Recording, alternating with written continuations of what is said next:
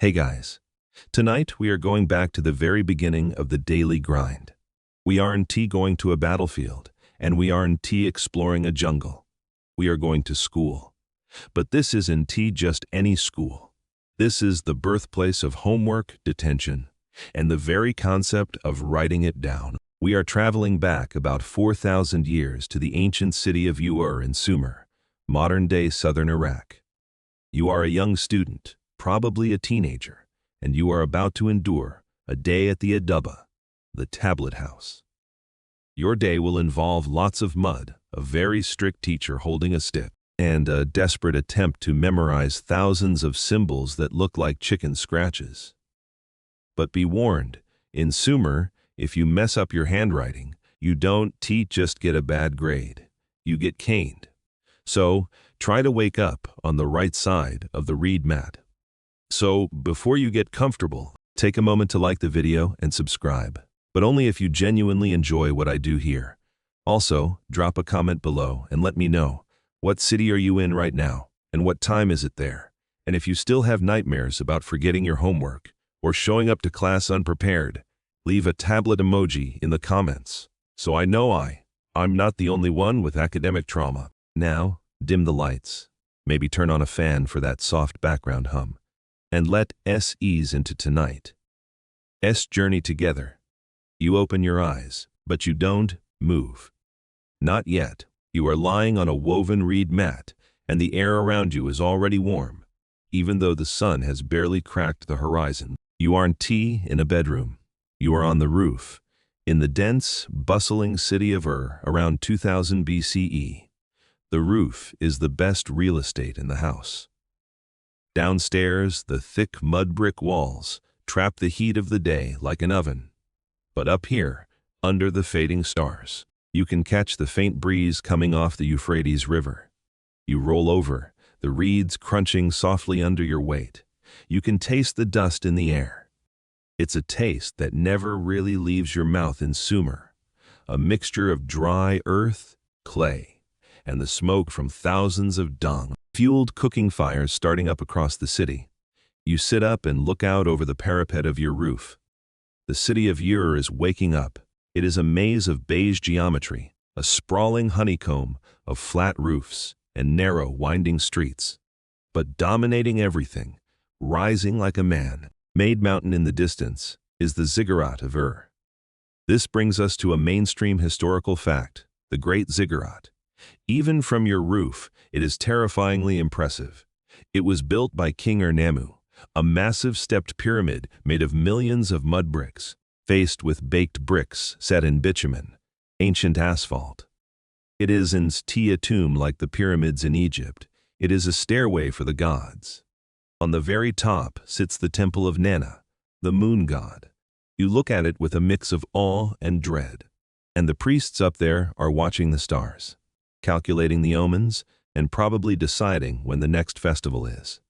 But right now, the ziggurat just reminds you that the gods are awake. And you should be too. You rub the sleep from your eyes. You have to get up. If you are late for the Adubba, the tablet house, your day is effectively ruined before it starts.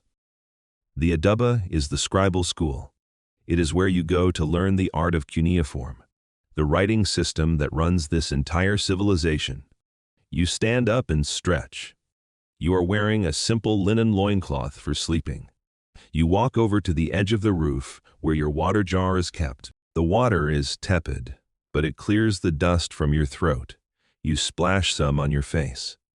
This leads us to a niche architectural detail, the wind catcher logic. You notice that your house, like all your neighbors' houses, has no windows facing the street on the ground floor. It looks like a fortress from the outside. All the life happens here on the roof or in the central courtyard below. This isn't just for privacy. It's thermal engineering.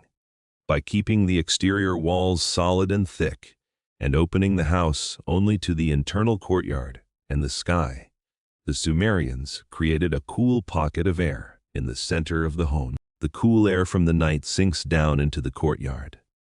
And as the day heats up, it stays trapped there for a while. Your house is a machine for surviving the Iraqi heat. You climb down the wooden ladder into the courtyard. It's darker down here, still shadowed. Your mother is already up, grinding grain on a saddle quern. The rhythmic scrape, scrape of stone on stone is the soundtrack of every morning. She hands you a piece of flatbread and some onions. This is breakfast. It's not a balanced meal by modern standards, but it's fuel. You chew the bread vigorously. It's gritty. Sand gets into everything here, even the flour. You can feel it grinding against your molars. You look at your father. He is sitting on a low stool, checking a clay tablet. He is a scribe, perhaps a mid-level bureaucrat in the wool administration. He has soft hands. That is the goal. That is why you are going to school. In Sumer, there are two types of people: those who carry baskets of dirt on their heads, and those who count the baskets. Your father wants you to be a counter. Don't be late, he mutters, not looking up. And don't let the big brother hit you today. We will get to the big brother later, but the mere mention of him makes your stomach tighten. This brings us to a massive academic controversy: the public versus private school debate. For a long time, historians believed that the Adaba was a large state-run institution, like a modern university or a government building attached to the temple. They imagined huge halls filled with rows of students. However, recent archaeology has thrown a wrench in that theory. Excavations in Ur and Nippur found thousands of school tablets. Practice exercises, not in a big central school, but scattered in the living rooms of private houses. Camp A argues that there was a formal state school system. Camp B argues that education was essentially a guild system run out of private homes. Your professor was likely just a master scribe running a freelance business in his courtyard, teaching a handful of boys, and maybe, very rarely, a girl for a fee. So, as you step out the door, you might not be heading to a grand campus. You might just be walking to the house of a guy named Mr. Enki is my helper, who turned his living room into a classroom. You finish your bread. You wrap your tunic around your waist. It's made of wool, which sounds hot, but it's actually quite breathable if woven right. You grab your satchel inside. You don't have books. You have your personal stylus, a reed stick you carved yourself, and maybe a small lump of dried clay for erasing, which is just smoothing things out. You step toward the door. The door itself is interesting. It doesn't have hinges like a modern door. It has a pivot stone. A wooden post sticks out from the bottom of the door and fits into a hollowed-out stone socket in the floor. When you push the door, the wood grinds against the stone. Garrer clunk. It is a heavy, distinctive sound. Every house has a different door voice. You step out into the street. The sun hits you instantly. It's already bright. The narrow alleyway is bustling. You dodge a goat. You step over a stream of waste water trickling down the center of the alley. Plumbing is primitive. You are just one boy in a city of thousands, but you are different. You are learning the mystery of the stylus. You are learning to make the clay speak. Most of the people you pass, the potters, the weavers, the farmers bringing in dates, they look at you with a mix of respect and pity. Respect, because you will one day read the king's letters. Pity, because they know that to get there, you have to spend the next 10 years sitting in the dirt, getting beaten with a stick every time you forget a wedge. You turn the corner. You can hear the other students gathering. You can hear the low hum of boys reciting lists of gods. You take a deep breath of the hot morning air. You are awake. You are fed. And you are about to walk into the academic grinder. You step out of the relative shadow of your alleyway and merge into the main artery of the neighborhood. If you thought your house was busy, the street is a full-blown assault on the senses. You are instantly engulfed in a river of humanity and livestock that flows between the high mud brick walls. This is the morning rush hour in Ur, circa 2000 BCE. There are no traffic lights, no sidewalks, and definitely no city planners telling people where to walk. You dodge a string of donkeys loaded with reed baskets, their hooves clattering on the hard-packed earth. A man carrying a yoke of water jars shouts at you to move. You press yourself against a wall to let a cart with solid wooden wheels rumble past, the axle screaming for grease. The air smells of unwashed wool, roasting barley, donkey manure, and the faint, sweet scent of incense drifting from a street corner shrine. This brings us to a mainstream historical fact: the organic city layout. Unlike the carefully planned grid cities that would come later, like Alexandria or even Mohenjo-Daro in the Indus Valley, grew like a living organism. It wasn't designed. It evolved. The streets wind and twist, widen and narrow, seemingly at random. There are dead ends everywhere. This layout is actually a brilliant defense mechanism. If an enemy army breaches the main walls, they can just march straight to the palace. They get lost. They get bottlenecked in these confusing alleys where locals can drop rocks on their heads from the roofs. But for you, the student trying to get to school on time, it just means your commute is a daily navigation puzzle. You take a shortcut through a narrow passage. The walls on either side tower over you, blocking out the sun. These are the backs of people's houses. There are no windows here, just blank faces of beige brick. But as you walk, you tread carefully. You aren't just walking past homes. You are walking past graveyards. This leads to a niche, slightly creepy detail: intramural burial. In the modern world, we put dead people in cemeteries outside of town. We like a nice, sanitized distance between the living and the dead. But in Sumer, the dead are roommates. It was common practice to bury family members under the floor of the house. Grandma isn't in a park 3 miles away. She is literally under the living room, or more likely under the chapel room or the courtyard. The floor would be dug up, the body placed in a clay coffin or wrapped in reeds, and the floor paved over again. The Sumerians believed this kept the family together. The dead ancestors could participate in the daily life of the household, receiving libations of water poured into pipes that went down into the grave. As you walk past these houses, you are acutely aware that beneath the feet of the woman spinning wool in her doorway lie generations of her ancestors. The city of is a double-decker bus, the living on top, the dead below. It creates a heavy, spiritual atmosphere. You aren't just walking on dirt, you are walking on history. You turn a corner and spill out into a small plaza. It's a market hub. A potter is spinning a wheel with his foot, shaping a jar. A merchant is arguing with a farmer about the price of onions. A scribe, a professional one, not a student like you, is sitting under an awning, writing a letter for a woman who is dictating furiously. You look at them. You feel a pang of superiority. You are part of the elite, or are you? This brings us to a massive academic controversy: the literacy rate debate. For a long time, historians assumed that literacy in Mesopotamia was extremely rare, maybe 1% of the population. The scribe was seen as a rare, magical wizard who held the monopoly on writing.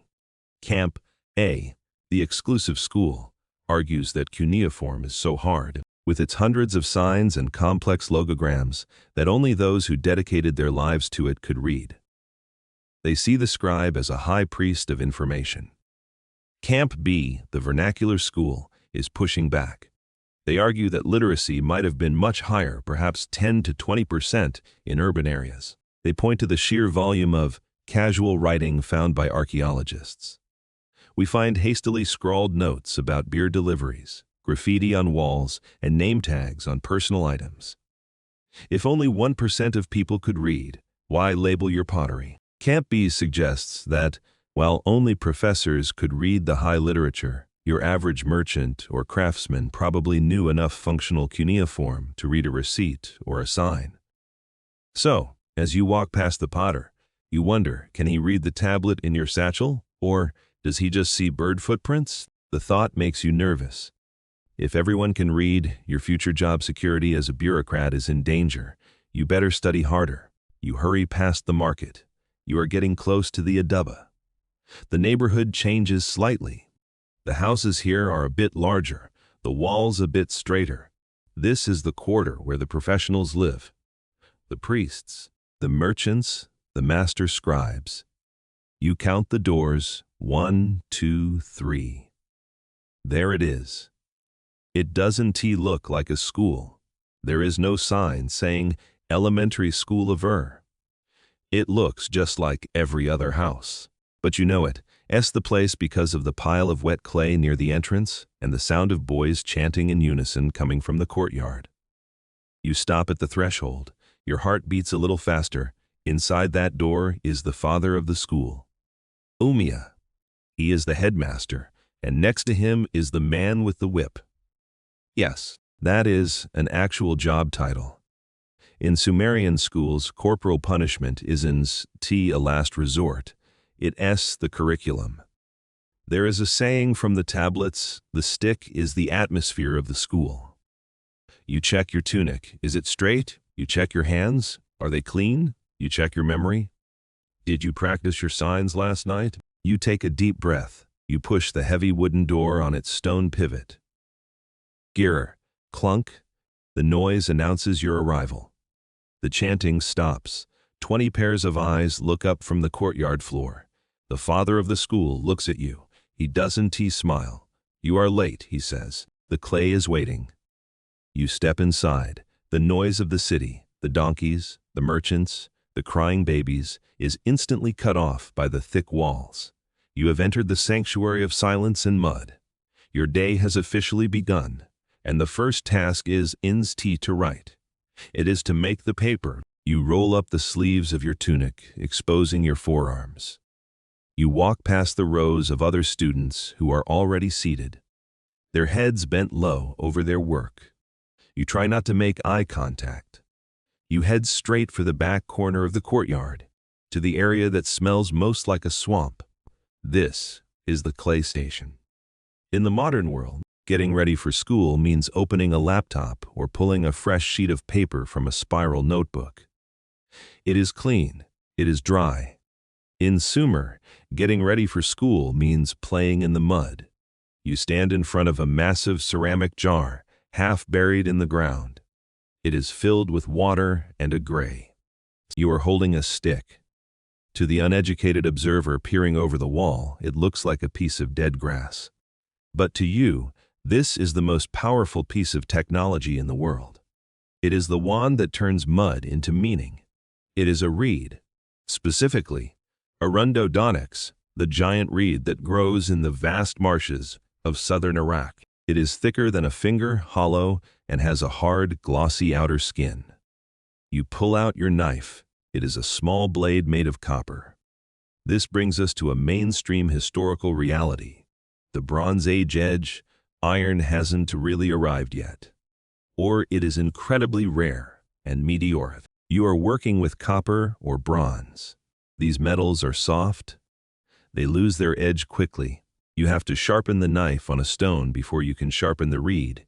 You scrape the copper against the sandstone floor.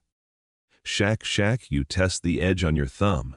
Sharp enough. Now, you operate. You don't sharpen the reed to a point, like a modern pencil.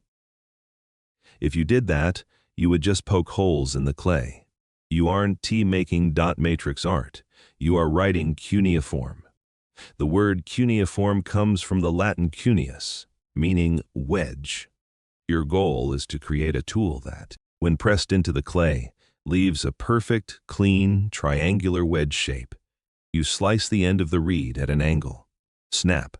The dried reed splits cleanly. Now you have a beveled end, but it's not done. You have to trim the sides.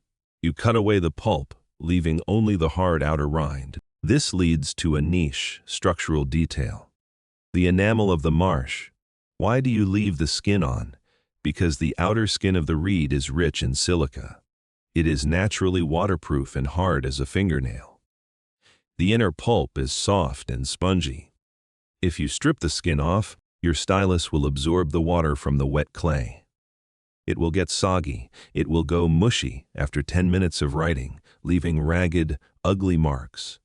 You need that hard skin to act as the cutting edge.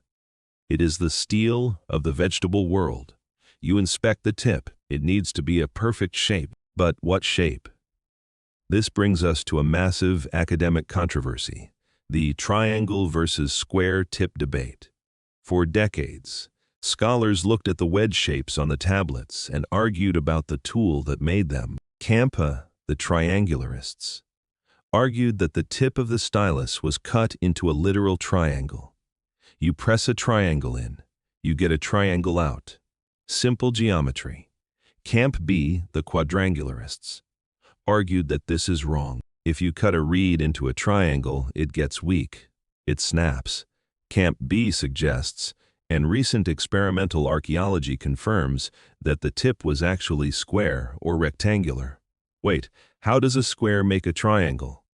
Physics, if you hold a square, tipped stick at an angle and press the corner into the clay, the resulting impression is a wedge. The corner makes the deep head of the wedge, and the edge makes the long, thin tail. By changing the angle of your wrist, a single square tip can make fat wedges, thin wedges, or long lines. It is a versatile instrument, not a one-note stamp. You are a student of Camp B, unconsciously. You trim the tip into a neat, sharp rectangle. You test it on a scrap piece of clay, a scratch pad. You press the corner in, it leaves a mark, but the mark has burrs. Little ridges of clay have pushed up on the sides of the wedge. This is bad. This is very bad. If you leave burrs on your tablet, the clay dries rough. It looks sloppy. The big brother will see the burrs. He will grab your hand. He will hit your knuckles with his stick. Clean your edges, he will shout. You trim the stylus again. You make the angle steeper. You test it again. Clean. Sharp. No burrs. The wedge looks like it was cut with a laser. You sigh with relief. You have the tool. But having the tool is one thing. Holding it is another. You don't T-hold a stylus like a pen. You don't T-pinch it between your thumb and forefinger and rest it on your knuckle. If you do that, you can get the leverage to pivot. You hold it in a fist. You hold it with your fingers extended, the shaft of the reed resting against the pad of your palm, your thumb guiding the pressure. It feels awkward at first. Your hand cramps. You have to lock your wrist and move your whole arm, or sometimes lock your arm and just rotate the wrist. It is a specific set of muscles that you haven't developed yet. Your stylus muscle. The one between your thumb and index finger is throbbing from yesterday's lesson. You look around. The other students are finishing their sharpening. The sound of knives on reeds, scritch, snap, dies down. The courtyard goes silent. The Ummiyah, the headmaster, stands up. He is holding a pointer. He walks to the front of the room where a large, damp clay tablet is mounted on a stand. This is the blackboard. He raises his stylus. He presses it into the clay. This, he says. He makes a single vertical wedge. It stands for the number 1. It also acts as a determinative for a man's name. It is the most basic building block of the script. He looks at the class. Again, he says. Dis. He wants you to copy it, not once, not twice. He wants you to fill your entire round bun, your beautiful, smooth, perfect sphere of clay, with this one single sign. Row after row, column after column, vertical wedge, vertical wedge, vertical wedge, vertical wedge. You look at your blank tablet. You look at your sharp stylus. You feel a wave of boredom so intense it almost hurts. You want to write poems. You want to write about Gilgamesh fighting monsters. You want to write bills of lading for copper ingots from Dilmun. But you can. You are a karate kid who has to paint the fence. You have to master the dis. You press the stylus into the clay. The first one is crooked. The tail is too long. You smooth it over with your thumb. You try again. Better. You try again. You fall into the rhythm. Press, pivot, lift, press, pivot, lift, lift. You are entering the zone of the scribe. But you have to be careful. If you press too hard, you punch through the tablet. If you press too soft, the sign is illegible. And if you drift, if your lines aren't T-straight, the big brother is walking down the rows. He is holding his whip. He is looking for a line that sags. You straighten your back. You focus. You are about to spend the next hour making 1,000 identical marks in the mud, and you are going to learn that writing isn't about creativity. It's about discipline. It's about muscle memory. And it is about enduring the pain in your wrist until the clay dries or the sun goes down. You are pressing your stylus into the clay. Press, pivot, lift. You leave a vertical mark. You move your hand 2 millimeters to the right. Press, pivot, lift. Another mark, identical to the first, or at least it's supposed to be. Your tablet, the bun, is now covered in rows of these vertical wedges. It looks like a tally sheet for a prisoner serving a life sentence. This is the sign DT, or simply the vertical wedge. It means 1. It is the number 1, but it also acts as a determinative. Before you write a man's name like Gilgamesh, you write this sign. It is a silent code that tells the reader, hey, the next word is a guy's name, not a kind of cheese. It is the most fundamental pixel of the Sumerian interface. Your wrist is screaming. This brings us to a niche, medical reality. The scribe's cramp. You might think typing on a keyboard all day gives you carpal tunnel. Try pushing a reed into stiff mud for 6 hours. The resistance of the clay is significant. You aren't gliding ink across paper. You are displacing matter. You are digging little trenches. Your thumb muscle, the thenar eminence, is burning. You have to stop and shake your hand out. The big brother sees you stop. He steps closer. He taps his whip against his leg. Tap, tap, you start writing again immediately. Pain is temporary. The whip is also temporary. But much more embarrassing, you look at your rows. They are starting to tilt. This brings us to a massive academic controversy, the great 90-degree rotation. If you look at the really old tablets from Uruk, 500 years before your time, the writing goes from top to bottom, in columns starting from the right. Just like traditional Chinese. But you are writing left to right, in horizontal lines. Just like English. Why did the entire orientation of a writing system rotate 90 degrees? Camp A, the smudged hand theory, argues it was pure ergonomics. When scribes moved from drawing pictures to writing abstract wedges, they started using larger tablets. If you write top to bottom, right to left with your right hand, your hand rests on the column you just wrote. You smudge your own work by rotating the tablet and writing left to right. Your hand rests on the blank clay under the line. It keeps the text clean. Camp B, the tablet-shaped theorists, argues it was about the media. The shift coincided with a change in the way tablets were held, from cradled in the arm to held in the palm.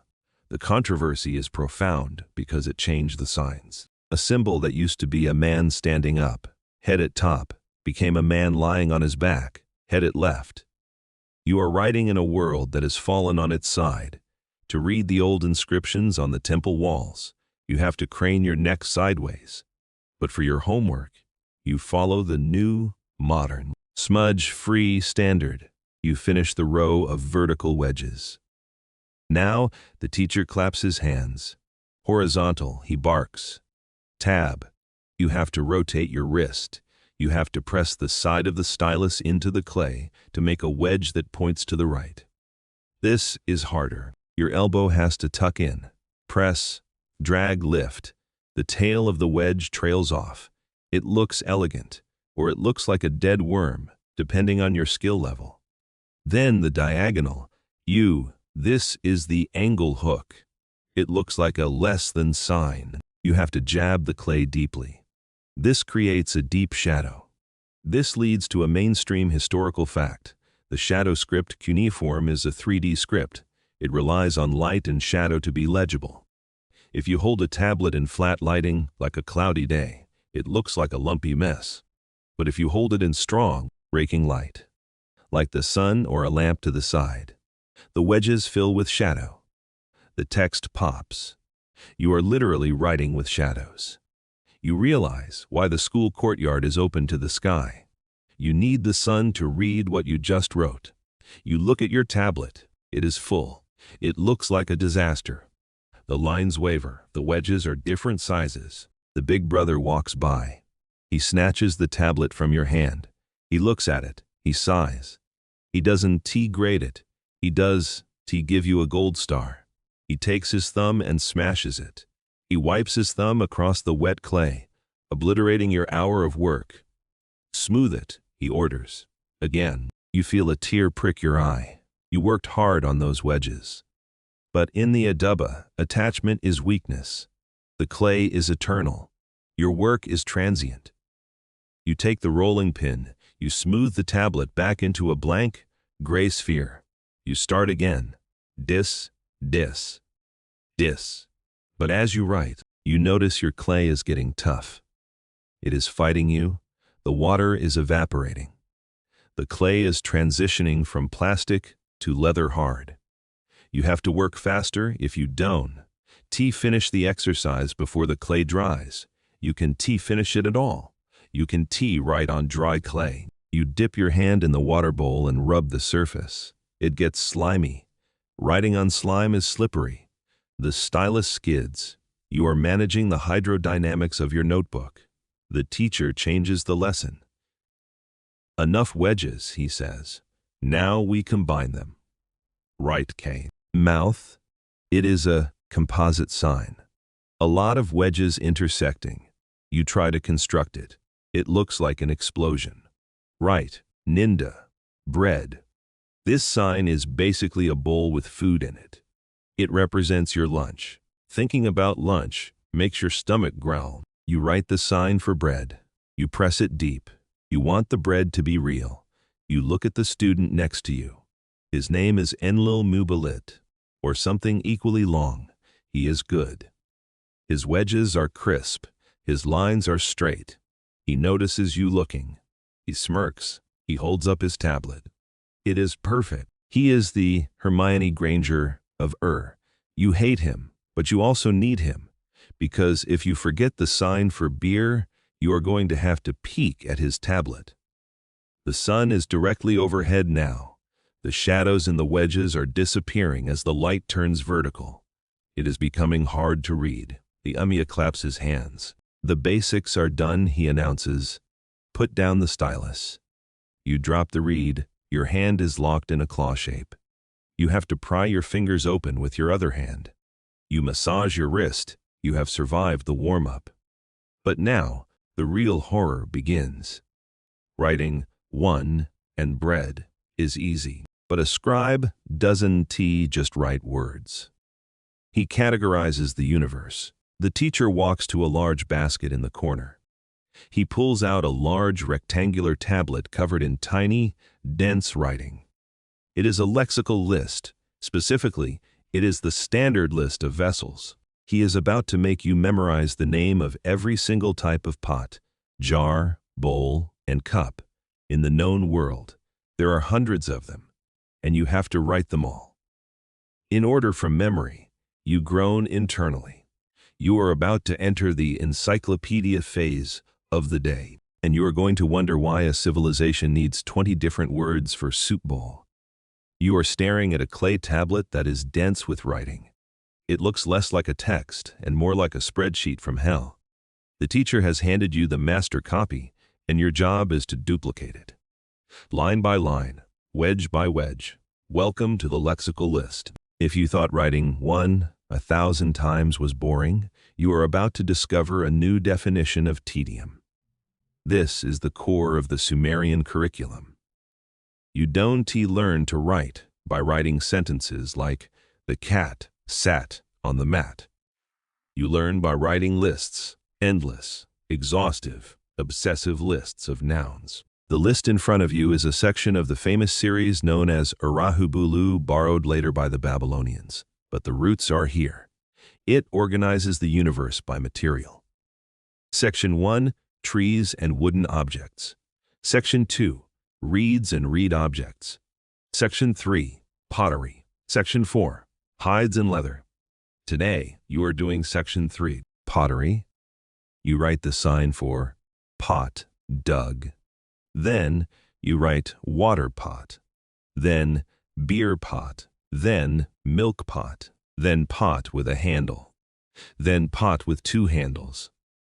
Then pot that is slightly larger than the previous pot, but smaller than the next pot. This brings us to a mainstream historical fact. The database of reality. The Sumerians were obsessed with order. They believed that if you could name a thing and write it down, you controlled it. These lists weren't just vocabulary tests. They were an attempt to inventory the entire cosmos.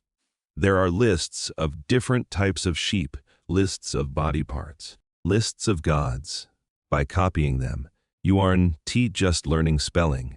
You are learning the hierarchy of existence. You are downloading the source code of civilization into your brain. But here is the trick. You aren't just writing the word. You are using determinatives. This leads to a niche, linguistic detail, the silent hashtag. Before you write the word for plow, you write the sign G wood. Before you write cup, you write dug, pottery, or urudu. Copper, you don't pronounce these signs. They are silent markers. They act exactly like modern hashtags or metadata tags. They tell the reader. Category, wood. So, your tablet looks like this. Number wood plow, number wood chariot. Number wood door. You are physically categorizing the world with every stroke. It is a mental filing system that forces you to think in categories.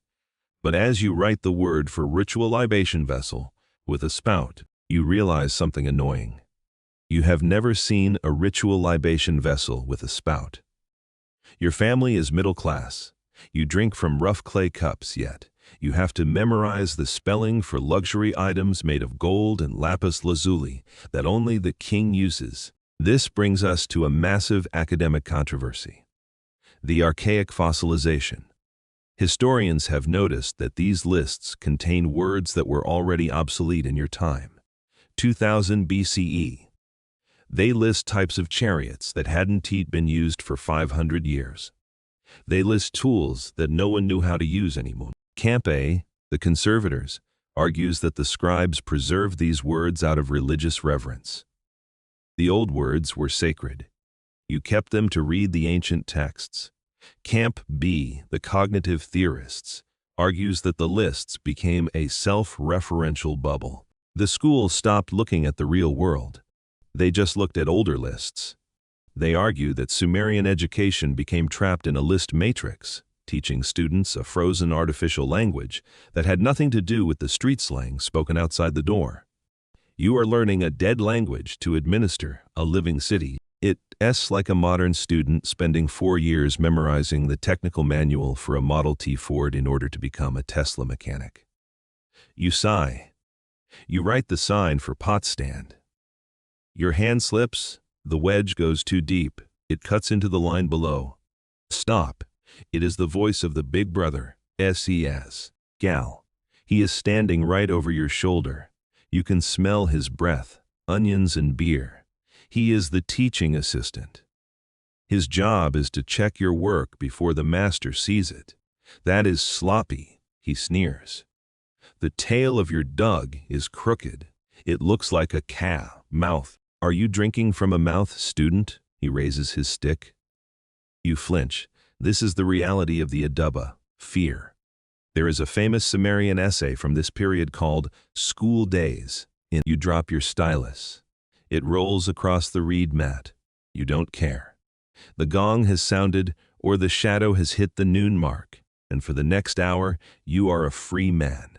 You grab your lunch basket, a woven palm leaf bag prepared by your mother. You scramble to a patch of shade under the colonnade, joining the other students. The strict silence of the tablet house dissolves into the chatter of hungry teenagers. It sounds like a cafeteria, just with more ancient dialects and less plastic. You open the basket inside. You find the staples of Mesopotamian existence. Item E. Barley bread. Ninda. It is dense, unleavened, and shaped like a thick discus. Item R. Onions. Raw whole item sen, a jar of beer cash. This brings us to a mainstream historical fact, the liquid bread. To a modern mind, giving a Shardsan-year-old a jar of beer for school lunch sounds like bad parenting and illegal. But in Sumer, it is mandatory. The water in the canals is full of silt, parasites, and agricultural runoff. If you drink it straight, you die of dysentery. Beer is safe. The brewing process involves boiling the mash, which kills the bugs. The fermentation produces alcohol, which keeps the bugs away. But this isn't a crisp lager or a hazy EPA. It is thick. It is opaque. It is essentially fermented barley porridge. It is full of floating husks, yeast clumps, and bread chunks. It is liquid bread. It provides hydration, but also a massive amount of calories and vitamin B. You aren't drinking to party. You are drinking to survive. You pull the cork, a wad of clay and cloth from the jar. But you don't tip it back and chug.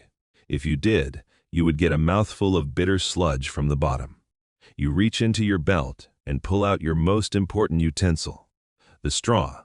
This leads to a niche technological detail, the golden tube. The Sumerians invented the drinking straw specifically for beer. Rich people, like the king, use straws made of gold and lapis lazuli. You, a student, use a long, hollow reed. But look closely at the bottom. The reed isn't open. It is perforated with tiny holes, or covered with a mesh. It is a built-in filter. You insert the straw through the floating scum layer on top, down into the sweet liquid in the middle, avoiding the sediment at the bottom. You suck. The liquid hits your tongue. It is sour, sweet, and yeasty. It is room temperature warm. It tastes like liquid sourdough. It is the taste of civilization. You take a bite of the raw onion. It brings tears to your eyes. The Sumerians loved onions. They had a garlic-heavy diet. You look around. Everyone is eating onions. The air in the courtyard smells pungent. You see Enlil Mubalit, the smart kid. He is eating a cucumber. Show-off cucumbers require irrigation. They are expensive. But as the alcohol hits your empty stomach, it's low ABV, maybe Ardzambafengersen, but it adds up. The conversation turns to the afternoon schedule. I heard we are doing the field today. One student whispers, looking terrified. No, another says. It is the canal digging problem. They are talking about math. This brings us to a massive academic controversy, the drunken mathematician theory. Historians have long noted that Sumerian scribes were paid in beer. The standard ration was R2 liters a day. Kampa, the hydrationist, argues that this beer was incredibly weak, basically near beer. You could drink it all day and stay sober. It was just a safe water delivery system. Camp B. The buzz theorists argues that we are underestimating the potency. They point to the school days essays where students talk about bringing beer to the teacher to bribe him. If it was just water, why is it a bribe? They suggest that the entire Sumerian bureaucracy was running on a functional, low-level buzz. Camp B argues that the extreme complexity of Sumerian math, which we will get to next, might have actually been helped by a slightly relaxed mental state. You needed to be in the flow. As you sip your third cup, you feel a gentle warmth spreading through your limbs. The pain in your hand fades. The fear of the big brother softens. You are Camp B all the way. You lean back against the wall. The big brother, the teaching assistant, walks by. He is holding a jar of his own. He looks less angry now. The beer has soothed the savage beast. He nods at you. Eat your bread, he says, almost kindly. You'll need the strength. The liu shu is coming. You finish your meal. You wipe the onion juice from your mouth. You feel good. But then you look at the sun. It has moved.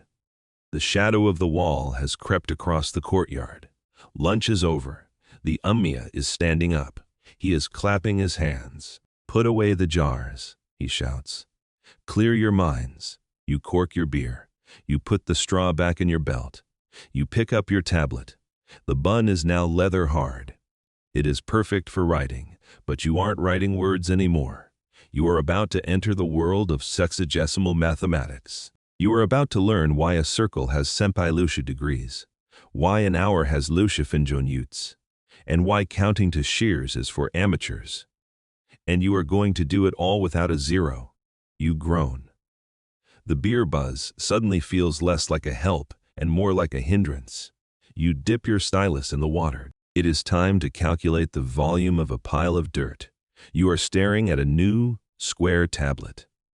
The teacher has drawn a diagram on it. It looks like a triangle. Next to it, he has written a problem. A canal is wu ninda long, der wu ninda wide, and der wu ninda deep. How much dirt must the workers remove? And if one worker moves shu jin of dirt a day, how many workers do you need? Your head starts to spin. Welcome to Sumerian math.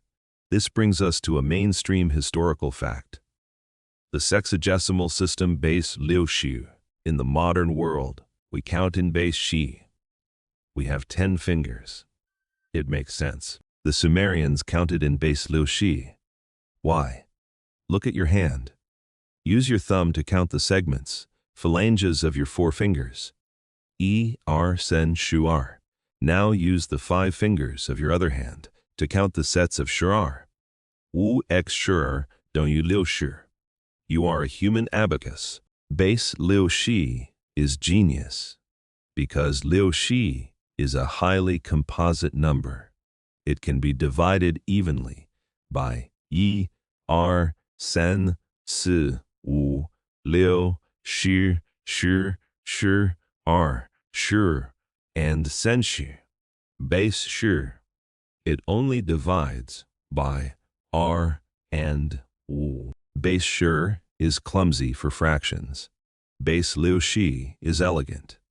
This is why we still have liu shi mouse econs in a minute and centen liu shi degrees in a circle. You are using Sumerian math every time you look at a clock, but for a student, it is a nightmare. You have to write the number yi. It is a vertical wedge. You have to write the number liu shu. It is a vertical wedge. Wait, what?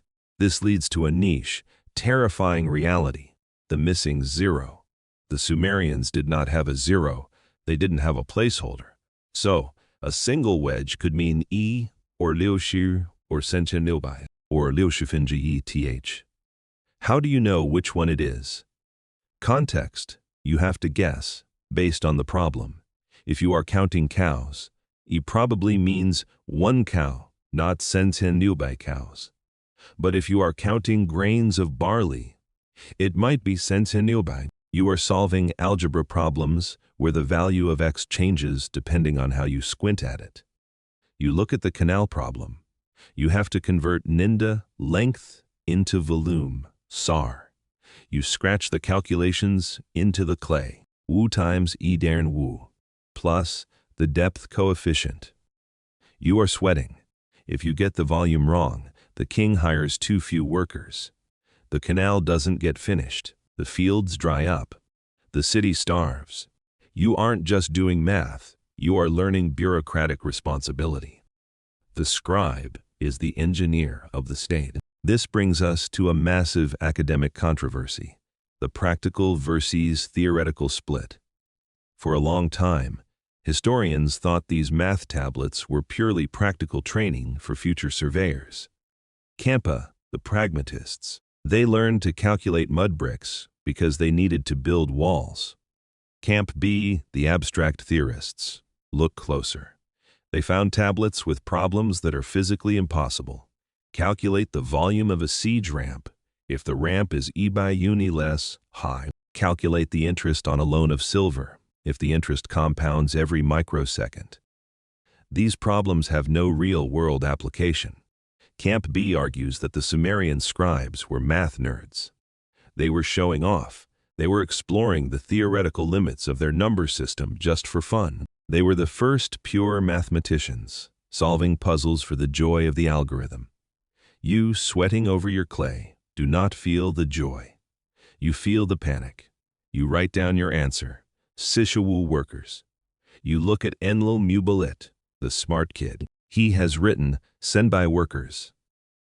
Oh no, one of you is wrong by a factor of Liu Shir. Did you write E instead of Liu Shir, or did he? This is the floating point error of the Bronze Age. The big brother walks by. He looks at your tablet. He looks at Enlil's. He smacks Enlil on the head. You forgot the coefficient of loose dirt, he shouts. Dirt expands when you dig it up. It takes up more space in the basket. Enlil looks crushed. You suppress a smile. You got it right. The dirt coefficient saved you. The teacher claps his hands. Enough math. Your brains are tired. Now we feed the soul. Literature, he announces. You wipe your tablet clean. You are relieved. Literature is fun. You get to write stories about gods and heroes. Or so you think. The teacher hands out a new tablet. It isn't a story. It is a list of proverbs. You aren't writing the Epic of Gilgamesh. You are writing the Sumerian equivalent of dad jokes and cynical tweets. Write this, the teacher says. A scribe who does not know Sumerian. What kind of scribe is he? It is a meta joke. It is insulting you while you write it. Write this, he says. You can have a lord. You can have a king, but the man to fear is the tax collector. You write it down. You realize that these aren't just writing exercises. They are life lessons. The school is teaching you how to survive in a harsh, bureaucratic world. You copy a proverb about a dog walking into a tavern. The dog walked into the tavern and said, I can't see a thing. I'll open this one. You don't get the joke. Historians still don't get the joke. Is it about beer? Is it sexual? Is the dog blind? But you write it anyway. The sun is dipping lower. The light is turning golden orange. The clay is getting harder. Your stylus is dull again. You look at your hand. It is stained gray. You have survived the math. You have survived the jokes. But the day isn't over. The teacher looks at the pile of finished tablets. Now, he says, we check. He picks up a whip. It is grading time, and you have a feeling that your vertical wedges from this morning is about to come back to haunt you. You are hunched over your tablet. The sun has moved past the courtyard wall, casting long, stretching shadows across the floor of the adaba. The air is still hot, but it is a dry, sucking heat that pulls the moisture right out of your skin, and more importantly, out of your clay. You are fighting a battle against time and physics. The tablet you prepared so carefully this morning, the perfect moist bun, is dying. It is turning into stone. When you press the stylus into the surface now, it doesn't glide, it resists. You have to push harder. The edges of the wedges are becoming jagged and crumbly. If you push too hard, the clay might crack, ruining the entire day's work. You reach for a rag, a piece of old coarse wool soaked in water. You drape it over the bottom half of the tablet while you write on the top half. This is the life support system. You are trying to keep the patient hydrated. This brings us to a niche archaeological detail, the fabric ghost. If you go to a museum today and look closely at the backs of some rough school tablets, you might see a faint texture imprinted in the hardened clay. It looks like a weave. That is the fossilized impression of a wet rag used by a student 10 years ago. It is a ghost of the struggle. It proves that the student was fighting the same drying clock that you are fighting right now. You are literally pressing the texture of your tunic into history. You peel back the rag. You are writing literature now. But you aren't writing a majestic poem about gods. You are writing proverbs. Sumerian teachers loved proverbs. They were short, punchy, and usually cynical. They were the tweets of the Bronze Age. You copy the next one. The fox urinated into the sea and said, "The whole of the sea is my urine." You snort. You look around to see if anyone else caught the joke. Enlil Mubalit is suppressing a giggle. The Sumerians had a very earthy sense of humor. They loved jokes about foxes, dogs, and bodily functions. But as you write the sign for fox cat A, you realize something strange. You aren't thinking in Sumerian. You are thinking in Akkadian. This brings us to a massive academic controversy, the dead language debate. By the time you are sitting in this school, circa 1000 BCE, nobody really speaks Sumerian at home anymore. The streets of Ur are filled with the sound of Akkadian, a Semitic language related to Hebrew and Arabic. Sumerian, a language isolate with no known relatives, is the language of the past. It is the language of the temples, the law, and the school. Campa, a Latin analogy, argues that Sumerian was totally dead. Like Latin in medieval Europe, you learned it only to be an elite. You spoke Akkadian to your mother, but had to switch codes the moment you walked into the ajuba. Camp B, the bilingual pocket, argues that it wasn't dead. There might have been pockets of scholars or marsh dwellers who still spoke it natively. They argue it was a dying language, not a corpse. To you, it feels dead. It is hard. Sumerian is an agglutinative language. You chain words together.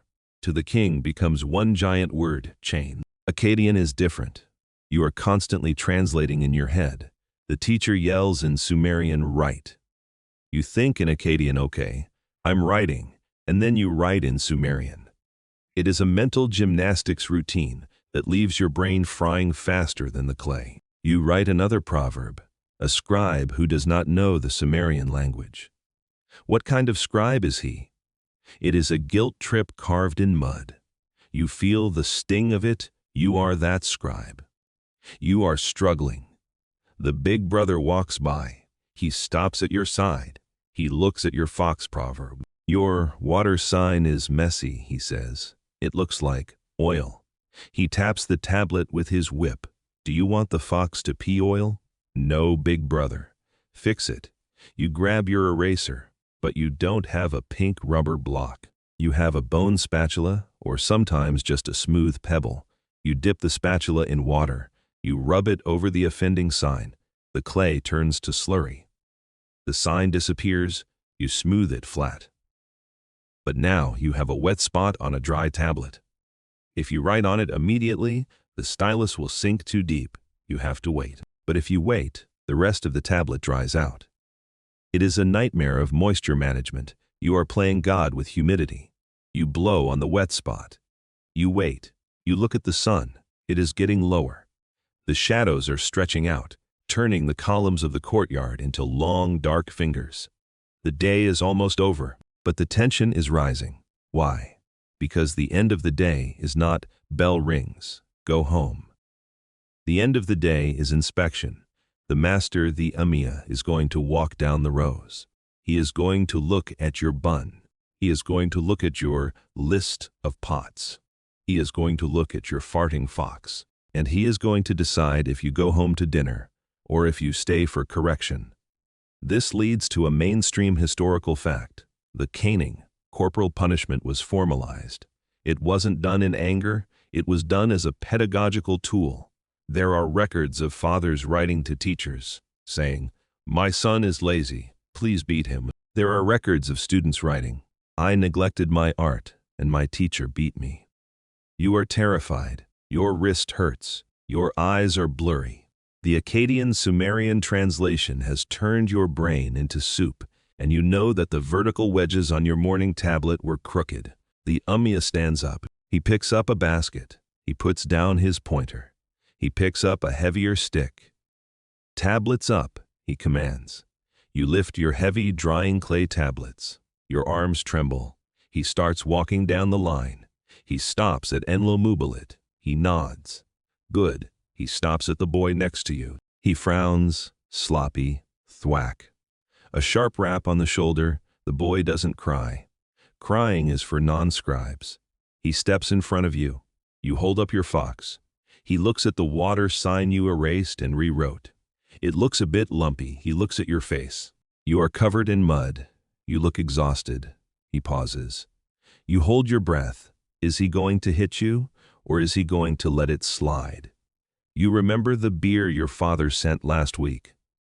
Was it good beer? Did the teacher like it? You realize that your grades depend as much on your father's gifts as they do on your stylus. He grunts. Your fox is adequate, he says. He moves on. You exhale. You survived, but you aren't safe yet. You have to clean up, and cleaning up in a Sumerian school involves destroying everything you just created.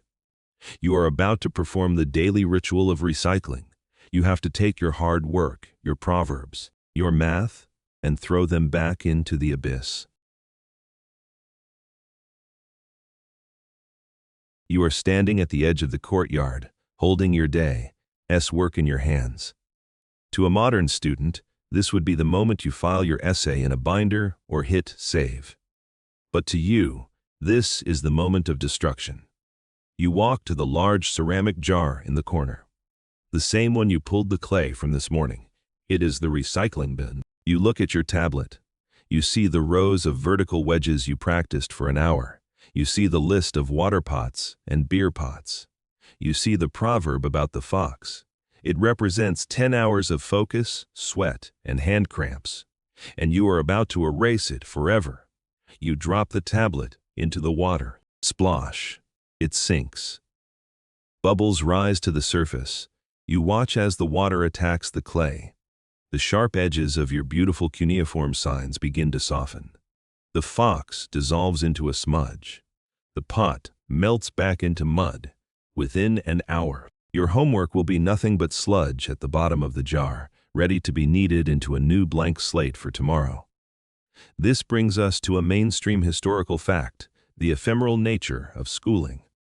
We only have the tablets that didn't get recycled. The thousands of school tablets in museums today are the ones that were accidentally baked in fires, or the ones used for fill in walls, or the ones students took home to show their parents and then lost under the floorboards. The vast majority of student work was designed to be destroyed. It is a lesson in humility.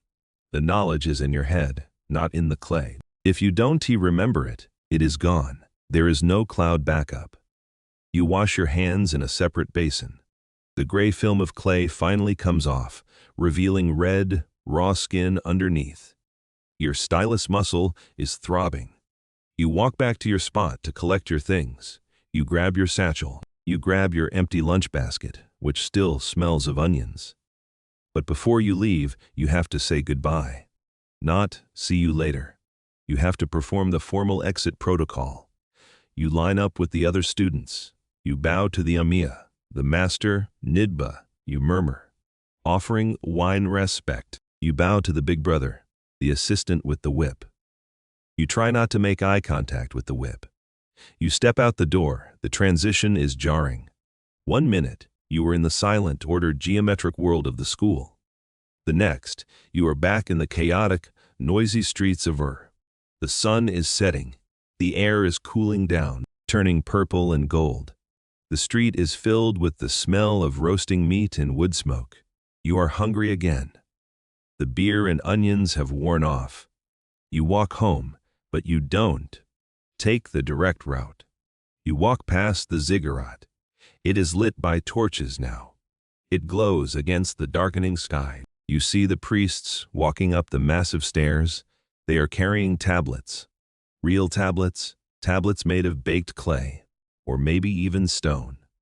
Tablets that will be kept in the temple archive forever. Tablets that record the movement of the moon, the taxes of the city, the will of the gods. You look at your hands. One day, your hands will write those tablets. One day, you won't be writing about foxes, peeing in the sea. You will be writing in the year of the king, total yield of barley, 50,000 gore. You will be a dubsar, a scribe. You will have a seal. You will have a salary. You will have a house with a wind catcher. You will be the memory of the city. But right now, you are just a tired kid with clay under his fingernails. You turn the corner to your alley. You hear your mother's voice. You smell the flatbread. You push the heavy door. Gerrer clunk. You are home.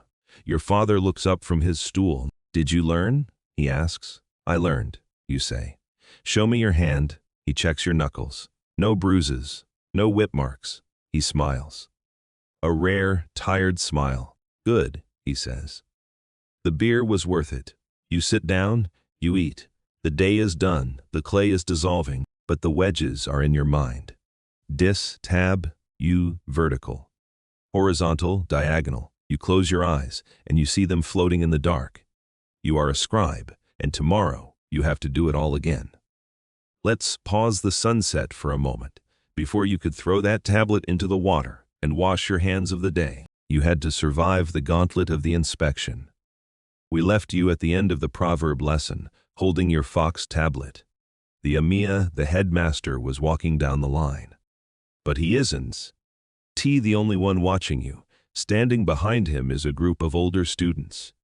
They are the prefects, or in Sumerian, the men in charge of. There is the man in charge of the door, the man in charge of the whip, the man in charge of the whip, the man in charge of silence. This brings us to a mainstream historical fact, the school hierarchy.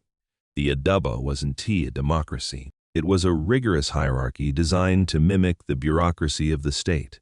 The older students bullied the younger students. It was part of the training. If you could handle a bully in the classroom, how could you handle a hostile general or a stubborn tax evader later in life? You look at the man in charge of the whip. He is looking at your feet. You fidgeted, he says. Thwack. He hits you on the shoulder with a stick, not hard enough to injure, but hard enough to sting. Do not speak without permission. Do not fidget. Do not stand up. This leads to a niche psychological reality, the conditioning of the scribe. Why so strict? Because a scribe's job is to stand still for hours, listen to the king dictating a letter, and write it down perfectly. If you fidget while the king is speaking, you might lose your head. The school is beating the fidget out of you. They are turning you into a human recording device. You stand perfectly still. You let the fly crawl on your nose. You don't swat it. The Amia looks at your tablet. He circles a sign with his stylus. This wedge, he says, it is too shallow. He does. Hit you. He looks at the man in charge of the whip. The assistant steps forward. You accept the correction. You realize that the clay isn't the only thing being molded here. You are being molded. You are being hardened, just like the tablet in the sun. The inspection is over. The welts on your shoulder are throbbing, but you are alive. The sun is setting, and the big brother has finally put away his whip. But there is one more lesson today, and it isn't about writing. It is about politics. You see your father standing at the gate of the school. He isn't here to pick you up. He is carrying a heavy jar of premium beer and a basket of dates. He walks up to the Amia, the teacher. He bows low. Master, your father says. My son, he is slow. His hand is clumsy. The teacher nods gravely. He struggles with the vertical wedge. Perhaps, your father says, uncovering the jar, we could discuss his progress over dinner. I have brought a sheep. This brings us to a massive academic controversy, the bribery essay. There is a famous Sumerian text called School Days, or A Scribe and His Perverse Son. It details this exact scene. The student is failing. The father invites the teacher over, gives him wine, dresses him in a new robe, and puts a ring on his hand. Suddenly the teacher says, "You have carried out your lessons well. You have become a man of learning." Campa, the satirists, argues this text was a joke. It was a comedy sketch mocking corrupt teachers. Camp B, the realists, argues it was a manual. It was teaching parents how to bribe. In the patronage system of skill wasn't enough. You needed a relationship. You needed to grease the wheels. You watch your father chatting with the teacher. They are laughing. The teacher is eyeing the dates. You realize that your grade tomorrow won't depend on your stylus. It will depend on how good that sheep tastes tonight. It is a cynical lesson, but a necessary one. You are learning that in the palace, the truth is negotiable, and everything has a price. Your father has successfully charmed the teacher. You are safe for another month. The big brother will probably go easy on you tomorrow, maybe only one hit instead of two. But as you pack up your things, you notice a physical problem with your equipment.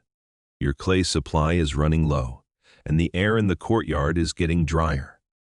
This brings us to the environmental hazard, the drying wind.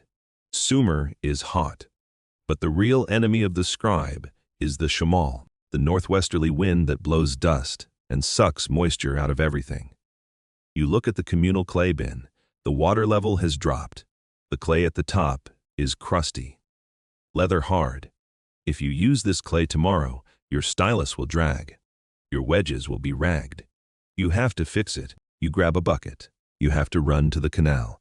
This is INS-T part of the curriculum, but it is part of the job. You run out of the school, down the alley to the small canal that feeds the neighborhood. The water is low. It is muddy. You fill the bucket. It is heavy. You lug it back. You pour it into the clay bin. You cover it with a wet wool blanket. You are managing the microclimate of your stationery. This leads to a niche material science fact. The levitation of clay. You can just use river mud. It has pebbles. If you hit a pebble with your stylus, it ruins the sign. So, you and the other students have to perform levitation. You mix the clay with water into a soup. You let it sit. The heavy pebbles sink to the bottom. The fine clay stays suspended. You pour off the top liquid into a drying trough. It is a science experiment. You are refining raw earth into a high-tech recording medium. You look at your hands. They are cracked from the water and the wind. You realize that being a scribe isn't just mental work. It is manual labor. You are a geologist, a chemist, and a water carrier. Also, you can write a receipt for 3 goats. The clay is watered.